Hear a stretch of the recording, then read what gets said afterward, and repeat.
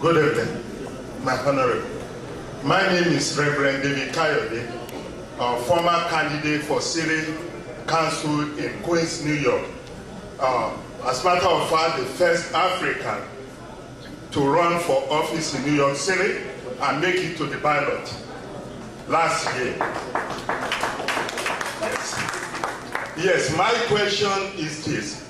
Since my Honorable is the pioneer of how to do it right politically in Africa, and in 1993, I can still remember very well what you did, what you implemented, and what became June 12th in Nigeria, and before our dark power of military and not the election. But this year again, part of what you started emerged in Ekiti State, where I came from. They used that modality. It came out right. Fire Oshe and Fire Me, they run against each other. But due to what you started, open ballot, I witnessed it from beginning to the end. I would like to know, what did they do wrong that makes some people to start to criticize the mechanism that they use? Because I know, I watch it, I'm a politician, I'm a Democrat, and I'm a politician in New York City. So that means I must know what I watch and know what I do. So I want you, with your experience, please can you tell me what's wrong with this election in Ekiti State? That some people, they are not agree with it, they still think there's rigging, which I know I witnessed no rigging. Please, I would like to hear from you, so I can take it back to Ekiti. I'm really happy that I'm not talking theory, that what, ladies and gentlemen, you can see that what we did in 1990, coming out of our heart, because what the then president told me, you are a political scientist, you studied at University of California, Berkeley, you have been a Nigerian, you witnessed what had been going wrong, 63, 64, 59, use your ingenuity and find remedy.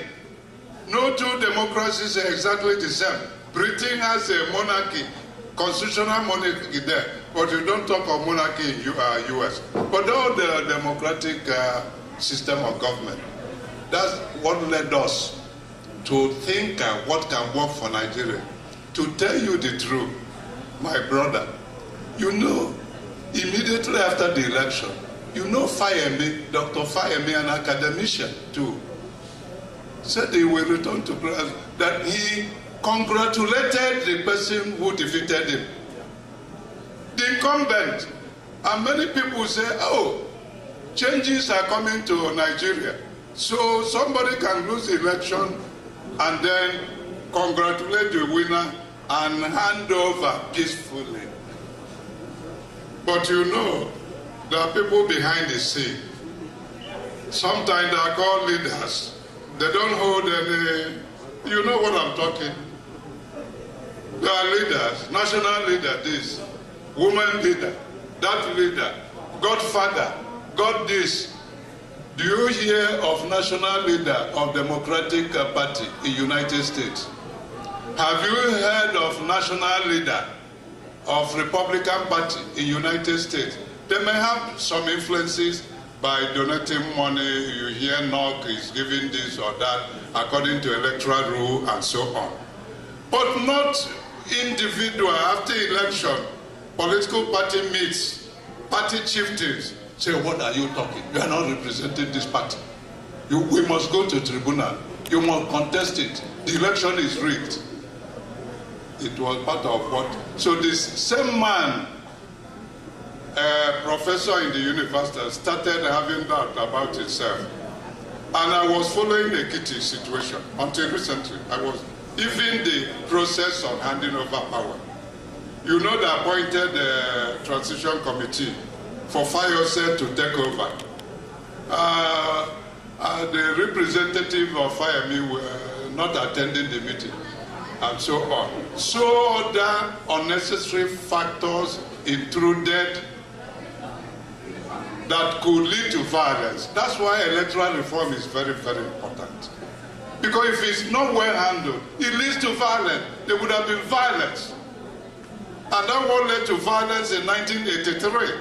That's why Buhari military regime, when the military know that the segment of civilians are not happy, they will jump and take over government and be organized government on their own interest rather than interest of the general public. I don't think coming out of heart of fire that he was really not in support. The congratulations he extended to fire. What really happened is that people intruded, people tried to lead. All those people I dealt with them, almost all the people in the political scene in Nigeria, one way or the other, were some of my clients, either during, there was political clearance in those days. Anyone who contested the election in Nigeria, from councillorship to presidency, had to have clearance from me. It wasn't abused. People would have made money out of it in Nigeria.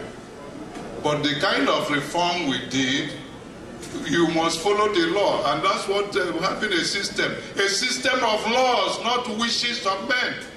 If we have system of laws, system of laws. Okay, no problem. It's the long time left to teaching. So system where people respect the law, the rules, this will not happen. But there is still face-to-face administration. So nothing wrong with it. No, to me, as an electoral empire, quote me, yes, from what happened. You have another question? 2012 election that you umpired. Yes. And you are making the declaration for the first time that I'm hearing that Abiola won the election. I made it in my book. Yes, this book but when Abiola was arrested, jailed, you were nowhere to be found. The last statement you made was that the election was inconclusive before you disappeared, before you came out and wrote that your book. Wouldn't you have done Nigeria a great job of courage if you are stuck by the position that Abiola won the election and on that basis disgraced people like Babangida and the other people that you don't want to mention who made it impossible for Nigeria to have democracy for almost 10 years after that? Prof, don't you think you disappointed your nation? Just a minute. Can we have a couple of questions so it doesn't get so polarized? Okay. I think it's a very important point. It is. I need to clear my name. You said maybe as a reformer is that I chickened out when the matters vote. Let's try not to I didn't chicken out. The point, when it matters. Please listen, I carry my message back to Nigeria. And I had never hesitated. And I will give an interview. You say if you can, after this lecture, I can give it here. You carry it back to Nigeria. Before I left Nigeria, I gave to AIT, I gave to this day, and they repeat the same thing. Sometimes people don't take in the correct answers. Without this man standing here, there wouldn't have been June 12th election. If I tell you what I did to make sure that that election took place, it is in this book. Sometimes people don't read. People think of money in Nigeria. People should not think of theory, things that will work and make our system stable and perform for our people. Let me tell you, first and foremost, the military was divided before June 12th election was conducted. It's a given fact. If you read forward to my book, Colonel Abubakar Omar, you will know, used to be governor of Kaduna State. He resigned his commission. He believed firmly in Abiola.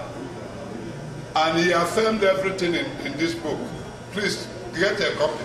you look at it, an annulment. Don't read any other thing. Go straight to annulment. What happened? Let me tell you, the military was divided. Abacha was friend of Babangida. I'm saying it publicly at international level. At some stage, Abacha wanted to have a stint as president of Nigeria.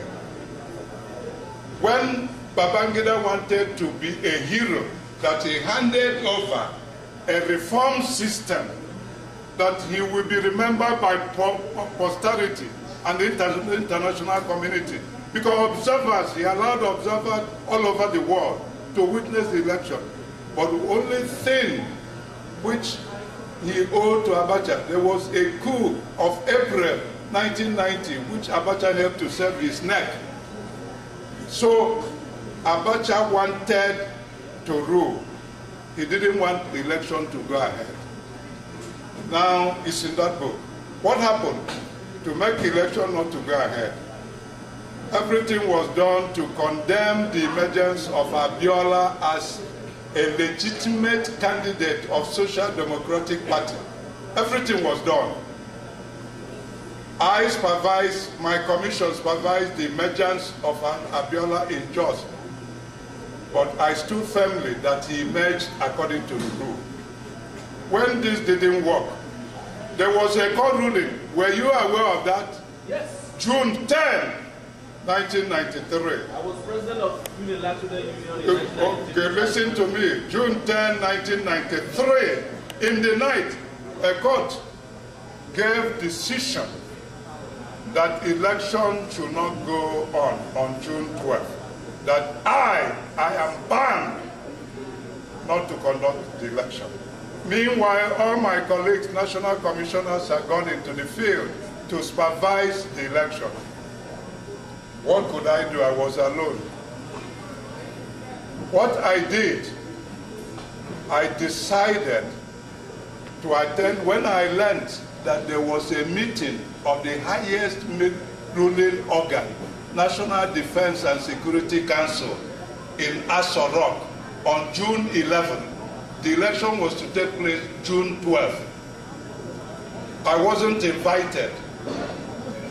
I just said that the meeting was going on. They didn't want, pro-Abacha group didn't want me there in the meeting.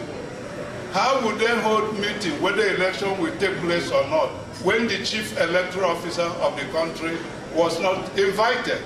In any case, when I heard of it, I took a risk and invited myself to a gathering of military people. Is it done in Nigeria? I don't know who will do it. I went to that meeting, and that's why without Babangida, the election wouldn't have taken place. What happened? In the meeting there, they asked me, why are you here? I said, I'm here because election will take place tomorrow. Court has given a decision that there should be no election.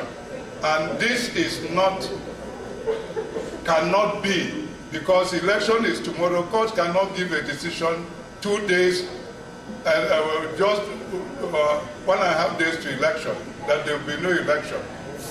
And they will observe us all over the world in Nigeria. And in any case, the law that empowered us to conduct the election had stated that once a date and time have been fixed for general election in Nigeria, no court can stop us. But after the election, if the election was not held according, in keeping with the law, it could be nullified. So that was the position of law. I quoted to the president and his colleagues that the election must take place, and I'm ready. Unless you don't want the election to go on, tell me, then I know what to tell Nigerians. They are looking upon me, and they know about the rules of the election. And you had assured me you give me a free hand. Are you getting the message? You see, because I don't have time to conclude on, you said you give me a free hand. Election should hold tomorrow. If you don't want it to hold, tell me what I will tell Nigerians. Abacha stood up. He was to go. There was something they passed around in that meeting. something which Director of Information from U.S. Embassy circulated that if that election was postponed, it would be unacceptable to United States. Because United States was not aware of what was going on. So Abacha and group said, oh, postpone it for 1 week, postpone it. America cannot dictate to us. And I raised my hand. The president, I'm telling you what happened. Those who didn't know about June 12th are talking. I ran, I vanished. So the president said, have you anything? I said, sir, this election must go ahead. This information, this relief from American embassy has nothing to do with election which we conduct tomorrow. It has nothing to do with that. And if we postpone it for 1 week, it will be the worst rigged election in Nigerian history. You postpone it for 3 months, we will print another set of ballot papers, another set of arrangement. Everywhere was silent. It's in that book. So when he looked, there was, Shonika was there, he's still there. I'm mentioning them. The present president of Nigerian Senate was there, and the host of others. They said, okay, Babangida said, do you think Nigerians will come out tomorrow to vote? And that's where the military rule sometimes they can be decisive. Babangida alone took that decision, said, go ahead, go and hold international press conference in their commission. This man was there, Olu, who was Secretary for Information. He should tell the director 48 hours to leave Nigeria. Monitor should go around and monitor the election, and that election should go ahead. That's why without Babangida aside. That's what happened. Can we try to have... Okay. Can we try to have a more general debate? Because this is very important for Nigerian history, very likely, this debate. But how much can the whole room learn? Most of us are not familiar enough with the situation, and I would advise that you continue specifically. Prof, I bring good tidings from the permanent representative of Nigeria to the United Nations, Ambassador Joy Uche Ugu. My name is Kayode Ojo, I'm a minister at the mission. Prof, you said it all. The world is a stage where men and women are actors and actresses. We play our parts, and it's written in history for all to read. Hence, we have documented this. For all who are not aware of what went on then, to be educated. You played your part, we are playing our part. Congratulations, sir. And I thank everybody who here today for being here. Thank you so much. Good evening. Thank you so much, sir.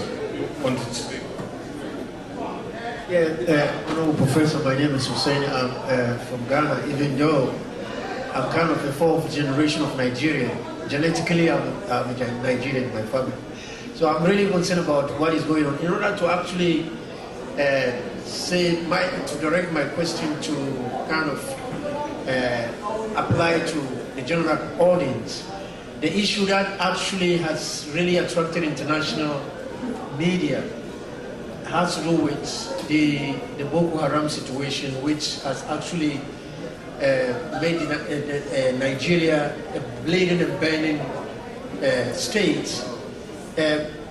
Just yesterday, I was actually reading Leadership newspaper online. It says about so far 189 days since those girls were captured. Even though I know you're not a direct politician, but you are kind of a custodian of politicians.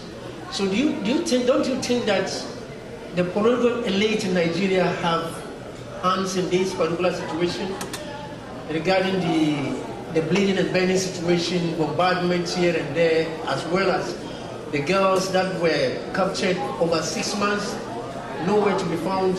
Can we clearly? Don't you think this kind of is being stage managed by the political elites? This is what I want to know. Thank you.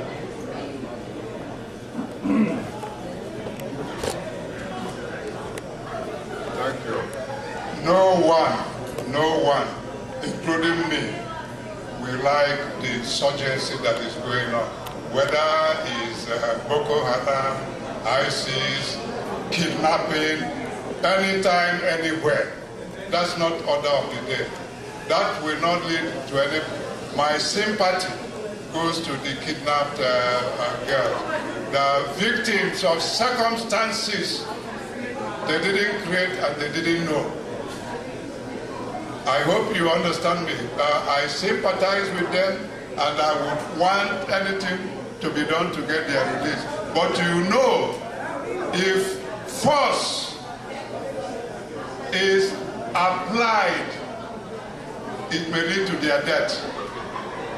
In my view, if any regime, because I believe Nigeria is strong enough to use its military might and invade that forest.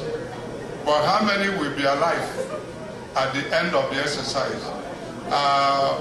The administration will be blamed.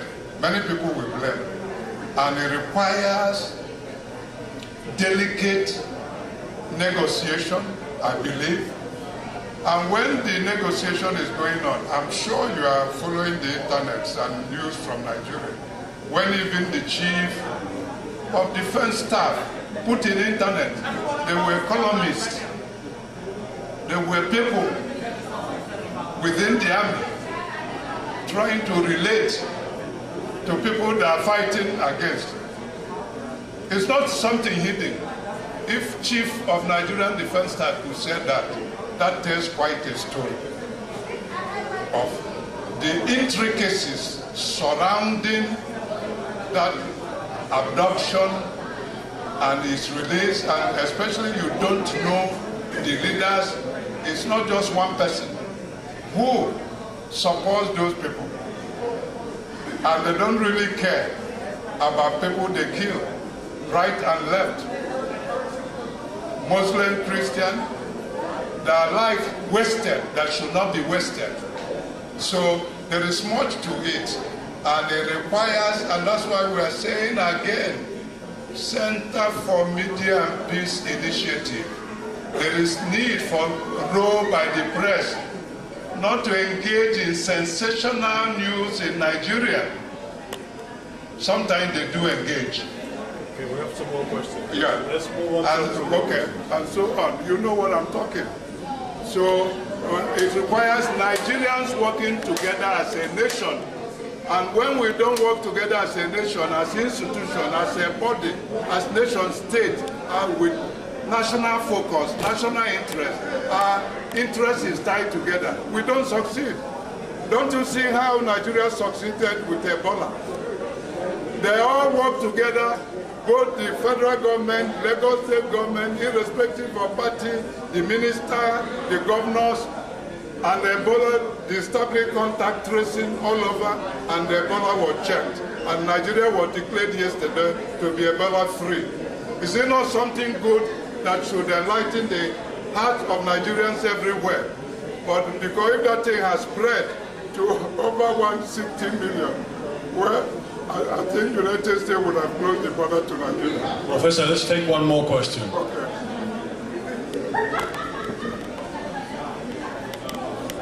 Good evening.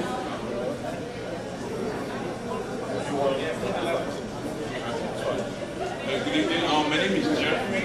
So I actually have a simple question to ask. Like, how can we students that actually major in engineering science actually help to participate in the political field of the economy right here? How can we engineering students actually participate in the political field in our economy right here?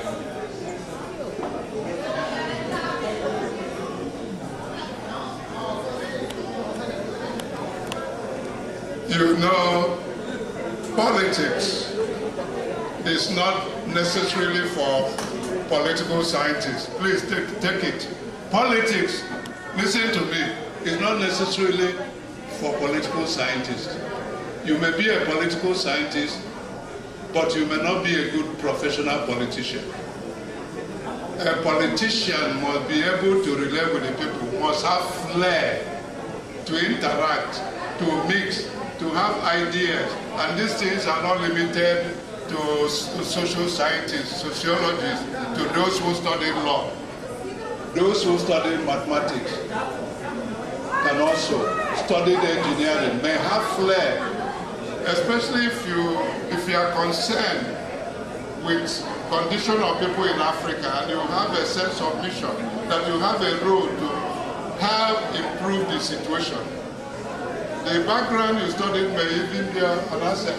Remember the minister in Lagos who studied mathematics, but is called to ministry. So God can use any of us, divert our talents in any direction He wants. So you can, if you have a flair. And this is why this center is. While we interact, you may develop a feeling. And urge, you want to make a contribution in an area, and you can certainly. But it starts with getting interested in human beings, in human affairs, in community service.